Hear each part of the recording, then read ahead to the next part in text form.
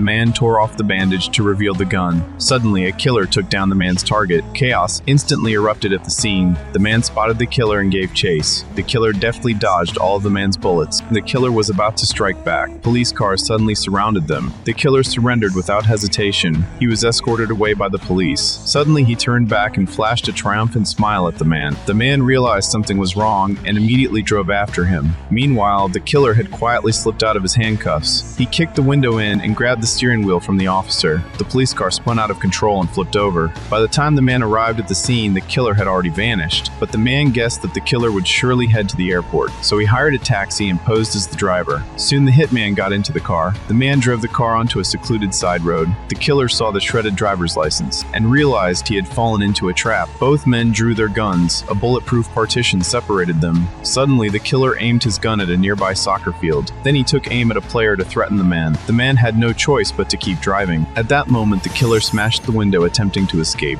The man's car was driving right behind the bus. The killer seized the opportunity and leaped out of the car. Their actions had also attracted a large police presence, so the man drove the car to the taxi headquarters. He then got into another taxi as a passenger and left. The man returned home intending to track down the killer, but the killer actually came looking for him. The man and the killer engaged in a fierce gunfight. He then cornered the killer. Next, he disconnected the natural gas line and poured alcohol on the floor. Finally, he set the alcohol ablaze. Seeing the flames, the killer immediately used a table for cover, but the violent explosion still sent the killer flying.